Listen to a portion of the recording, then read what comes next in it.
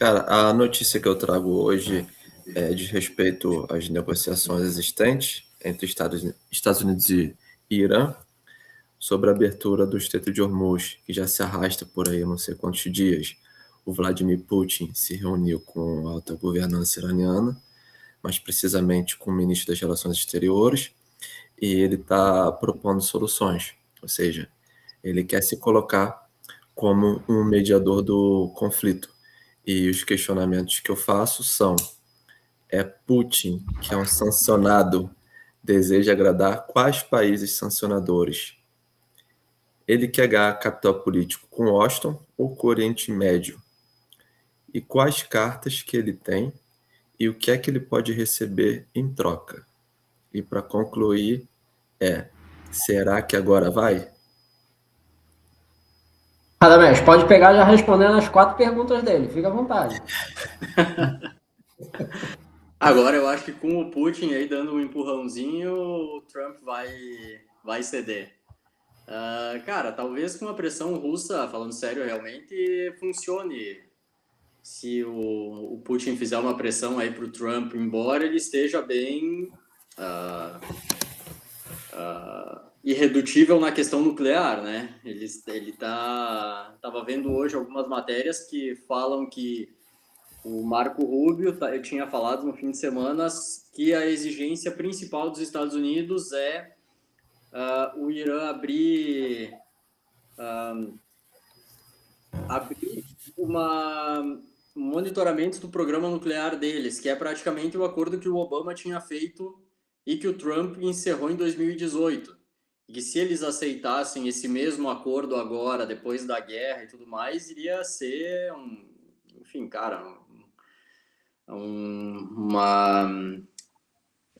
uma derrota ainda maior para eles nessa questão da política interna aí, iria pegar muito mal internamente e também para o resto do mundo. A imagem dos Estados Unidos iria ficar bem abalada nessa questão. Mas é difícil saber, como a gente já tem falado desde o início da guerra, é difícil de saber o que o Trump vai decidir, qual vai ser o próximo passo dele. Eu acho curioso nessa questão do programa nuclear. Eu confesso que hoje eu acabei, por questões pessoais, acabei um pouco desligado do que estava acontecendo, mas eu li rápido que o Irã parece ter descartado uma negociação, pelo menos nesse momento, sobre o programa nuclear, o que voltaria o debate do cessar-fogo em torno da reabertura do Estreito de Hormuz. Aí o que eu penso, se a gente chega à conclusão, ao cessar-fogo, que gere uma interrupção, digamos, permanente da guerra, com base na reabertura do Estreito, a gente basicamente vai ter um cessar-fogo que vai chegar ao status quo antes. A guerra foi iniciada, os bombardeios foram efetuados, e não se ganha, do ponto de vista americano, pelo menos a meu ver, não se ganha nada de forma prática. Mesmo essa questão que o Radamés levantou sobre a interrupção do programa nuclear, eu lembro que quando o Trump ele desfez o JCPOA, que era aquele inicial negociado pelo Obama, o grande ponto que ele colocou como fulcro da decisão dele foi que justamente ele tinha um sunset clause, um prazo de término de 15 anos, em torno de 15 anos, se eu não me engano, que não seria suficiente para impedir que o Irã acelerasse posteriormente seu programa nuclear. E parece que agora as negociações falavam em 10 anos. Então, seria uma vitória bem empírica, a meu ver, assim. Não sei, Felipe, você compartilha disso? O que você acha? Tá mudo, Felipe. Tá mudo. A única coisa que eu acho que você falou, status quo ante aí, acho que a indústria bélica tá pensando um pouquinho diferente, cara. Eu li ontem que os Estados Unidos gastaram mais de 100 bilhões de dólares só com mísseis. De reais? Ah, bom, obrigado, Radamés, obrigado. Só com mísseis. Você imagina isso, cara. Então, mas alguém vai ter que repor, né?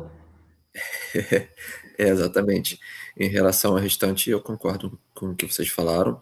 Pode ser que a guerra tenha um desfecho muito parecido com o que você já tinha antes. Ou seja, vamos lá, um português mais claro. O nadou, morreu na praia. E agora, caso isso aconteça mesmo, acho que o Trump já está bolando uma narrativa bonitinha para ver se ele consegue sair sem que o cenário fique muito feio para ele. Até porque ele nada e morre na praia, e ao mesmo tempo ele deixa claro que muitos dos que nadavam com ele estão nus na praia, né? Porque a Sim. gente vai ver que a capacidade de defesa dos árabes é muito menor do que eu imaginava. A capacidade de influência deles no próprio Oriente Médio é muito menos enfática do que a gente achava. Então pode ser que no final o resultado, se ele conseguir vender a ideia de que ele só nadou e morreu na praia, talvez seja até positivo. E tem outra coisa também, como o Radamés falou, eu acredito que o Putin pode interferir de alguma forma.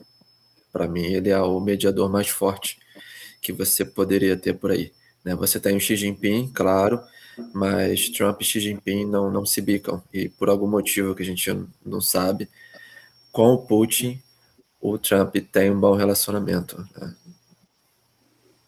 Talvez o Xi Jinping seja ou pragmático demais, ou, digamos, estável demais para agradar o Trump. Mas eles também têm um encontro para breve, né? Acredito que em maio aconteça a ideia é negociar questões comerciais, mas inevitavelmente o conflito no Irã, a depender de em que fase estiver, ele vai entrar também nas discussões. Então, eu acho que sim, o Putin vai ter uma capacidade de influência. Ele está numa situação agora confortável que ele já não tinha há bastante tempo, desde o início do conflito na Ucrânia. Mas eu acredito que a China também possa acabar influindo já a partir dessa cimeira que Estados Unidos e Pequim devem ter no próximo mês, se ela se confirmar, né? Me parece que o Trump tinha cancelado esse encontro enquanto a guerra estava em andamento. Agora não sei se está confirmado mas que ele tinha adiado, isso eu tinha lido.